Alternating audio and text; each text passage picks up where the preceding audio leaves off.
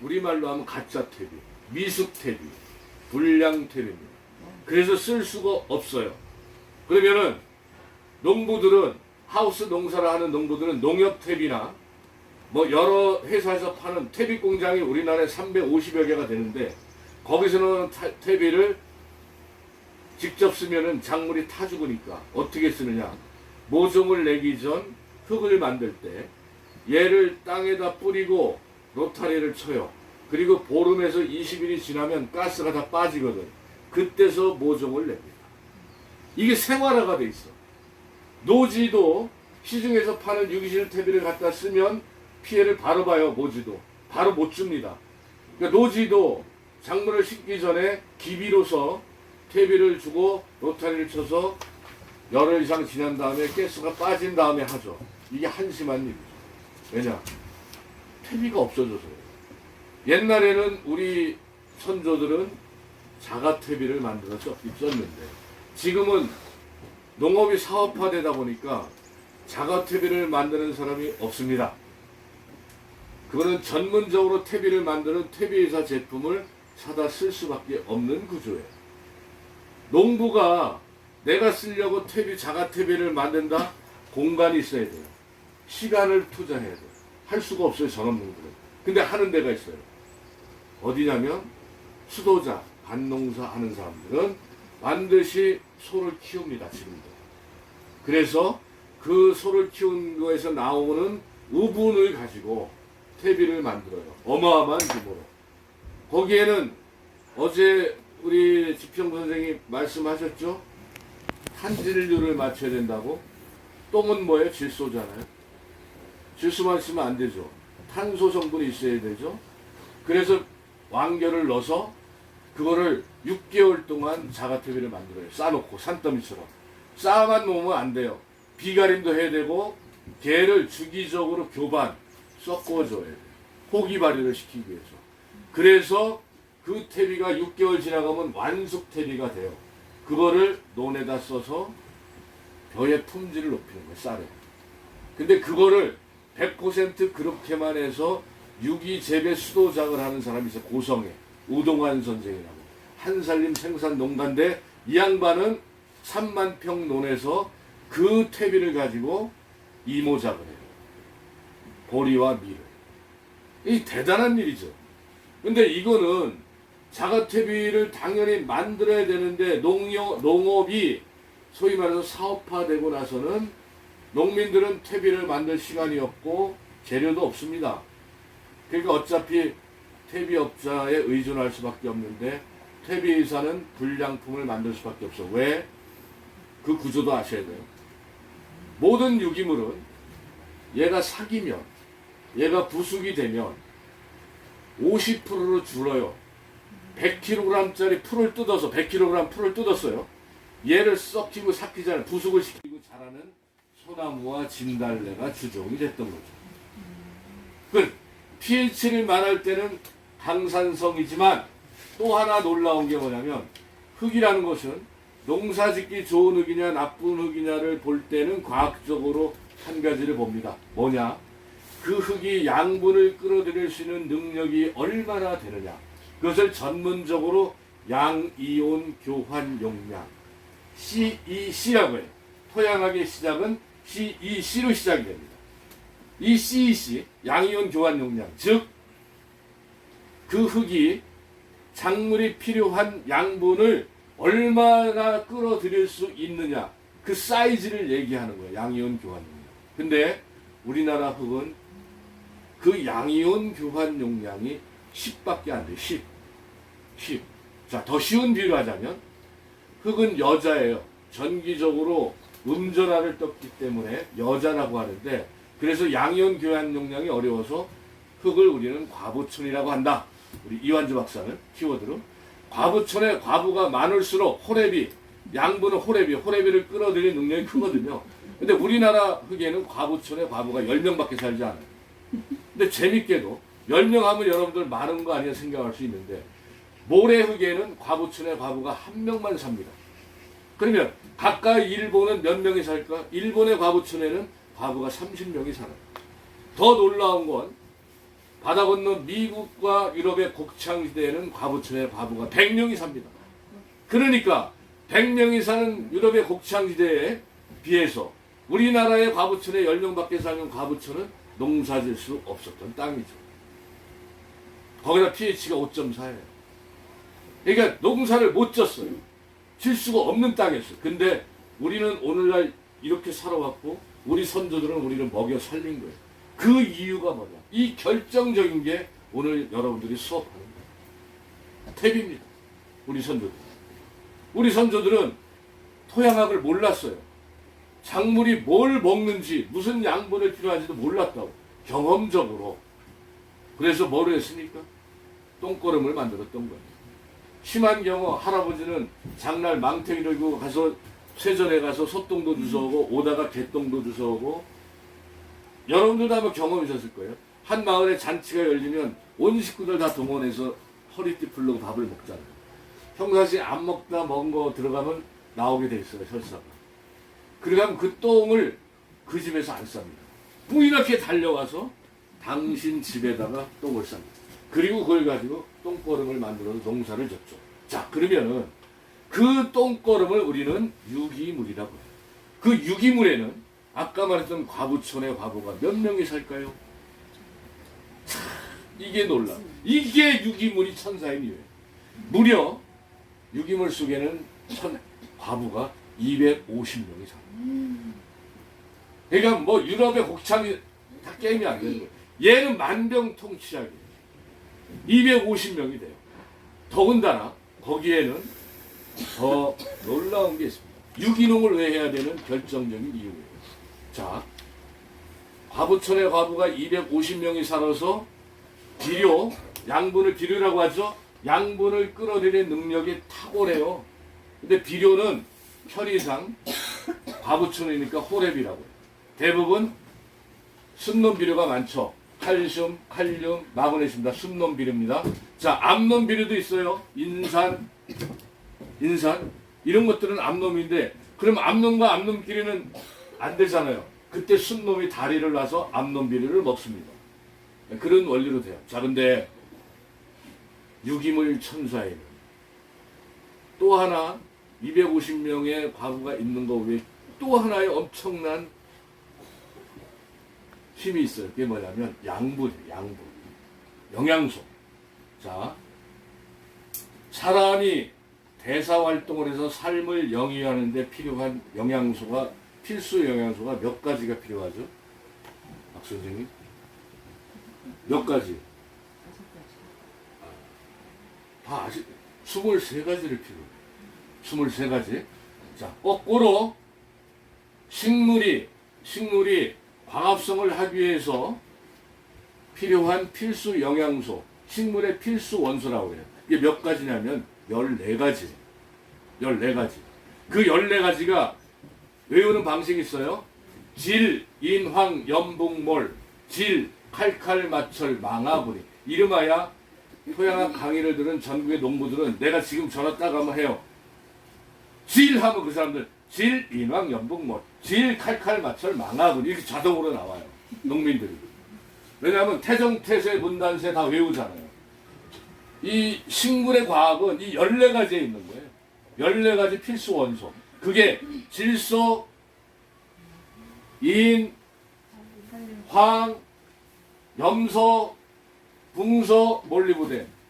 이거 암놈비료. 그 다음에 순놈비료. 질소, 칼륨, 칼슘, 마그네슘, 철분,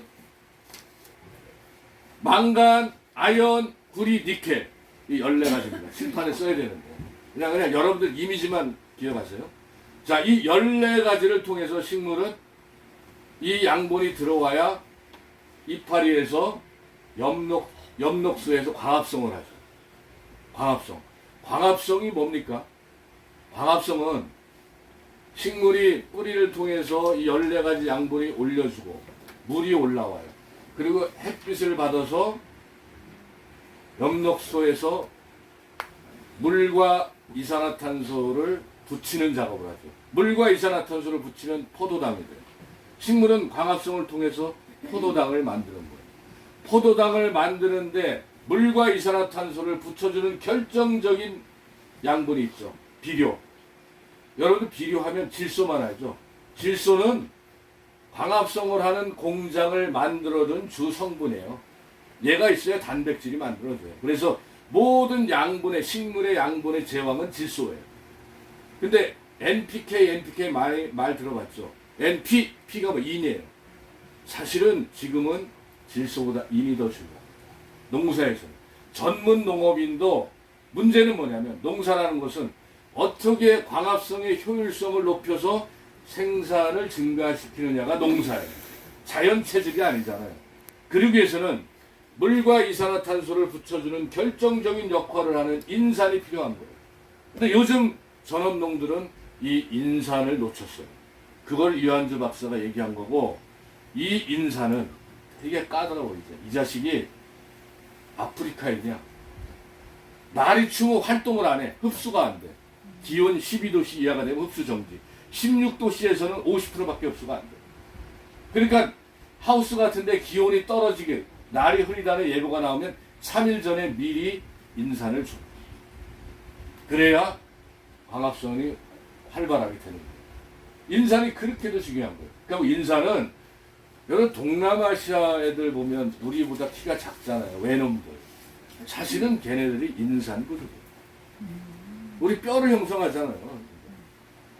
그러니까 영양학을 들어가면 여기 여성분들이 더 잘 알겠지만 자우디가 여기서 중요한 것은 식물이 필요한 필수 영양소는 14가지다.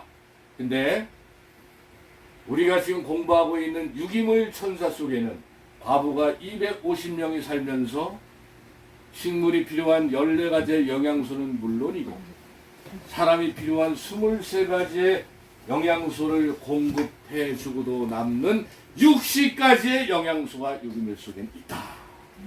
이래서 유기물은 천사입니다. 천사. 그러니까 농사는 어떻게 유기물을 완숙 유기물을 주느냐에 따라서 성패가 달라지고 품질이 달라집니다. 관행농을 해도 관행농은 뭐예요? 요즘 관행농에도요 퇴비 다 씁니다. 자, 유기농이 뭐예요? 유기농의 법적 정의는 이렇습니다. 유기농은 화학비료 일체 못 써요. 농약 못 써요. 유기물만 가지고 농사를 짓는 건 유기농이라고. 이거는 말 그대로 60가지의 영양소가 있죠. 그러니까 영양의 밸런스가 맞춰서 유기농을 먹으면 사람이 필요한 23가지의 양분이 충족제로도 남기 때문에 나머지 밀양원소라는 미네랄들이 풍부하기 때문에 영양의 균형이 맞아서 좋은 거예요. 건강에 좋은 거예요, 유기농은. 근데 화학농은 인간이 화학적으로 비료를 줄 수 있는 것은 8가지밖에 안 됩니다. 벌써 식물이 필요한 14가지의 양분에도 결핍이 생겨요. 그러면 화학비료만 줬는데 결핍이 생기면 어떻게 되느냐? 흙 속에 밀양요소 있는 거를 식물이 먹는 거예요.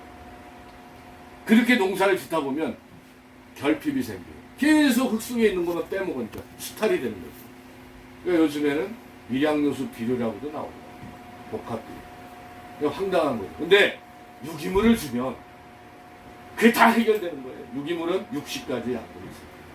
이게 유기농 공식이에요. 너무도 심플하잖아요. 근데 재미난 거는 여러분들 식물이 어떻게 밥을 먹을까? 식물도 동물과 똑같이 모든 생명은 밥을 먹고 똥을 쌉니다. 근데 식물은 아까 말했던 14가지의 필수 원소를 먹어요. 먹는데 어떻게 먹느냐? 뿌리를 통해서 먹는 거죠. 뿌리를 통해서 물에 말아 먹어요. 근데 어떻게 먹느냐면 더 과학적으로 얘기하면 질소 비료를 주면 질소 비료를 그냥 먹는 게 아니라 비료를 준다, 시비를 한다 하면 얘가 땅에 떨어뜨리면 미생물이 와서 얘를 분해시켜요. 물도 분해를 시켜요. 자, 분해가 되면 비료라는 것은 음이온과 양이온이 결합된 안정된 물질, 즉 부부와 같은 거예요. 근데 시비를 하면 미생물에서 녹이죠. 녹이면 어떻게 돼요? 이 안정된 물질이 깨져요. 플러스 이온과 마이너스 이온으로 갈랐습니다. 이혼을 해요. 그럼 식물은 이 이혼을 하면 이온한 이 자체를 플러스 이온 마이너스 이온이라는 이온에 이온을 하면 이온이 돼. 그 이온을 식물은 물에 말아먹는 거예요. 14가지. 물에 말아 먹어요. 기제가 그렇게 돼요. 근데 반드시 식물도 먹은 만큼 쌉니다. 똑같아요. 식물이 싸요. 사람은 먹으면 똥은 다채롭게 싸요. 빨간 똥, 뭐 누른 똥, 뭐 거무틱틱한 똥, 먹은 거에 따라 똥이 천차만별, 설사. 근데 식물은 한 가지만 써요. 그 한 가지가 수소이온. 수소이온. 그래서 먹고 싸기 때문에 이를테면 내가 저기서 고추 한 근을 수확했어요. 한 근 수확한 것만큼 흙에다가 식물은 똥오줌을 패대기 쳐놓은 거예요. 그러면 뭐냐? 수소이온이 많아지면 그 땅은 산성화가 되는 거예요. 산성토양이 되는 거예요. 그래서 농사를 짓다 보면 그 산성을 중화시켜서 농사를 제대로 중화시키는 중화제가 뭐예요? 바로 석회예요. 석회가 그래서 농사에 필수적으로 들어가는 거예요. 무조건 똥오줌을 싸요. 그럼 산성화가 돼요. 그래서 석회를 중화를 하는 거예요. 자, 여기서 pH 이론이 나오는데, 그러면 강산성의 산성에서 농사가 안 되는 이유가 뭐냐? 농사는 광합성을 잘해야 된다고 그랬죠? 근데 제가 아까 전제가 뭐라고 그랬어요? 광합성은 물과 이산화탄소를 붙여서 포도당을 만드는 건데, 그 물과 이산화탄소를 붙여주는 결정적인 역할을 하는 게 인산이에요. 근데 인산은 pH가 6 이하가 되면, 인산은 pH가 6 이하로 떨어지면 인산이 흙 속에 있는 철분하고 결혼을 해버려요. 짝짝꿍이 돼요. 그래서 그게 인산철이라고 그러죠. 그러니까 인산이 철하고 들러붙어가지고 결혼을 해서 녹아 나오질 않아. 작물이 못 먹는 거야. 화합성이 안 되는 거야. 그래서 농사에서는 pH가 중요한 거예요. 산삼 녹용을 줘도 pH가 맞지 않으면 식물이 필요한 양분을 먹을 수가 없다. 제일 중요한 인산은 pH가 6 이하로만 떨어져도 인산은 못 먹습니다. 그래서 농사의 기본은 pH를 6에서 7로 맞추라고 하고, 토명 이완주 박사는 6.5에서 7로 맞추라고 해요. 이런 얘기하면 전업농들이 충격을 받아요. 왜냐?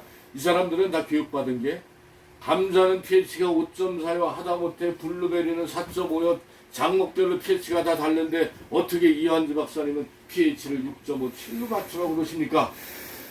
그 답이 있어요. 그래서 이걸 열죠. 그러니까 모든 토양학자나 강사들이 pH를 제각기 얘기하는 거는 사실은 실력이 안 되는 겁니다. 이게 만국 공통어예요. 이게 14가지 필수 성분을 가장 효율적으로 먹을 수 있는 pH 범위를 표시한 양분 유효도라는 거예요. 이게 세계 만국 공통어입니다. 근데 여기서 중요한 게, 자, 14가지 중에서 필수 원소, 밥을 먹는 식물이 14가지 중에서 농사의 성패를 좌우하는 중요한 게 있습니다.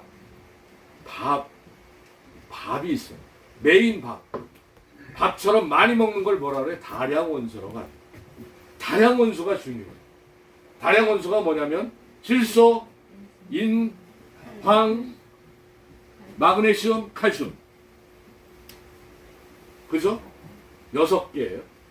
이 다량원소의 기준은 뭐냐면 1헥타르당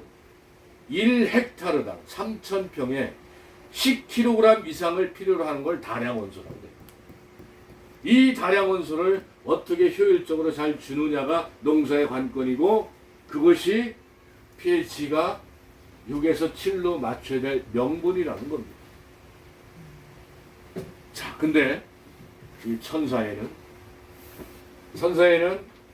양분을 끌어들일 수 있는 과부천의 과부가 250명이 되고, 또 식물이 필요한 14가지 뿐만 아니라 사람이 필요한 23가지의 양분을 공급해주고도 남는 60가지의 영양소가 여러분들이 만드는 음식물 퇴비 속에 있다. 이게 유기물입니다. 그래서 너무도 농사에는, 식물한테는 이 유기물이 중요하자 천사라고 이름을 합니다. 그러니까 여러분들은 천사를 만드는 작업을 하는 겁니다, 지금. 그러니까 모든 농사의 시작은 어떻게 천사를 만나느냐, 현대 농부들은 또 어떻게 천사를 만드느냐, 이게 관건이에요.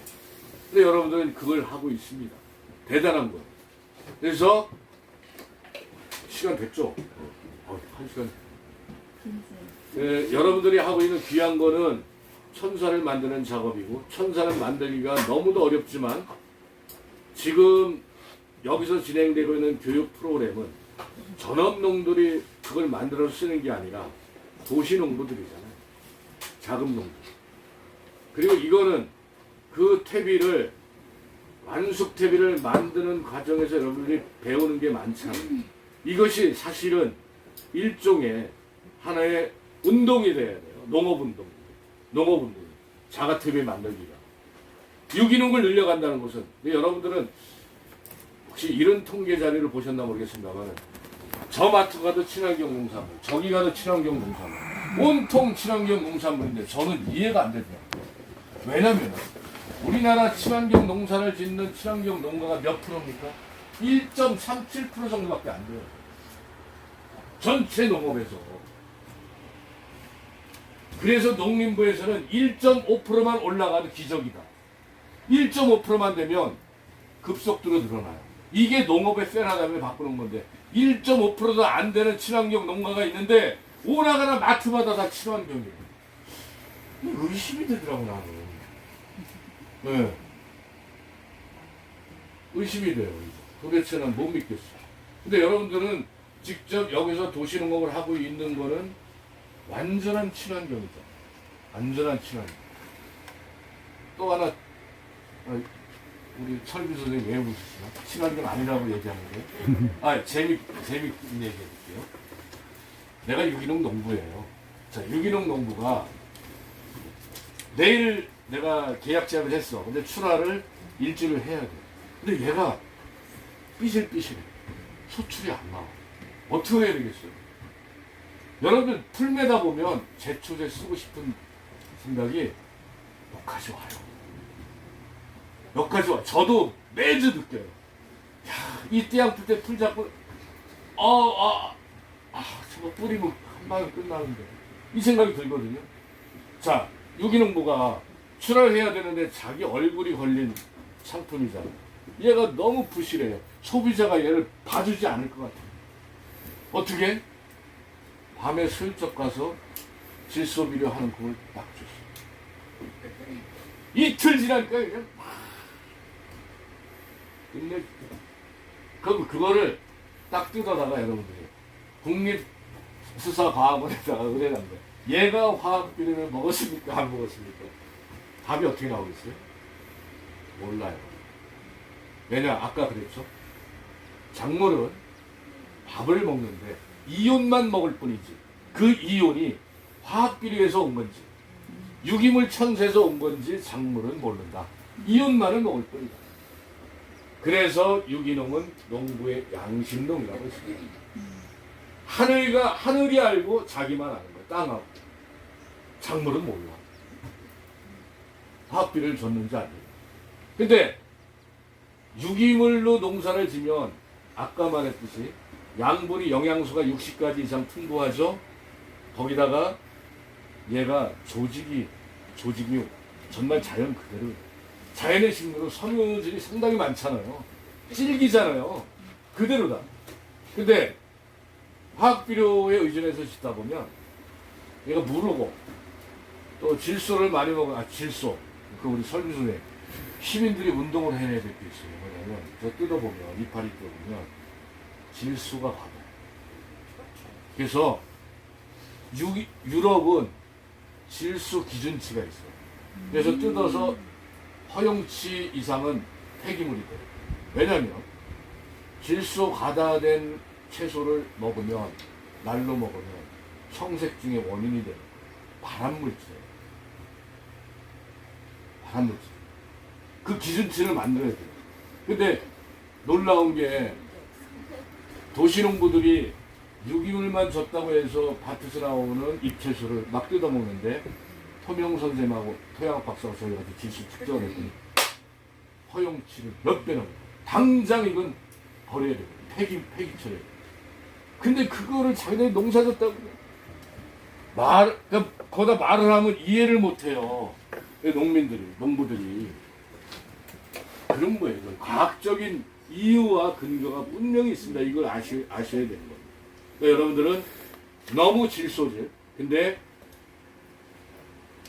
유기물로 주면 질소 과잉이 일어나진 않아요. 유기물은 이 천사는 얼마나 대단하냐면 이 14가지 양분이 있는데도 불구하고 또 하나 뭐냐면 얘가 킬레이트 효과라는 거 혹시 들어보셨습니까? 흙 속에 넘쳐나는 양분을 유기물 천사는 뒤가 끌어안아요. 뭐도 끌어안냐면 물도 끌어안아요. 그래서 작물이 필요할 때 야금야금 내줘요. 이래서 천사예요. 근데 조건은 유기물은 천사가 되기 위해서는 반드시 100% 완숙이 돼요. 완숙이 되지 않은 미숙은 망나니예요. 가스가 나와서 작물을 태워줍니다. 온갖 횡포를 다 부려요. 그러니까 100% 완숙된 것을 만들고 그걸 쓰셔야 된다. 그러니까 여기에는 더 과학적인 여러 가지 이론들이 있어요. 이걸 여러분 다 아셔야 돼요. 농사를 하려면. 근데 또 하나 묻죠. 우리 설명. 식물은 잠을 잘까요? 안 잘까요? 예? 잠을 자요? 왜 자요? 피곤하니까. 안 잔다는 사람 혹시 있어요? 저기 설빈 선생 식물은 자요? 안 자요? 자겠죠? 설빈 선생 모르시네요. 식물은 잠을 자지 않습니다. 충격인가요?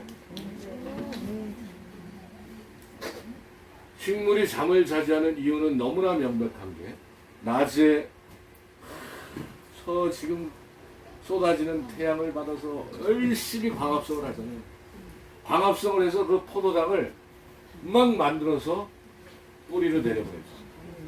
뿌리로 내려가요. 밤에 뿌리로 내려가면 뿌리에서 그러니까 밤이 되면 잠을 자야 되는데 이 식물은 그 뿌리에서 공장을 가동해요.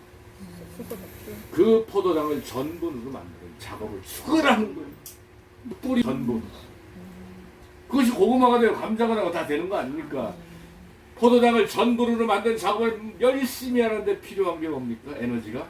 거기도 인산이 필요해요. 두 번째 가장 중요한 산소. 산소가 필요해요.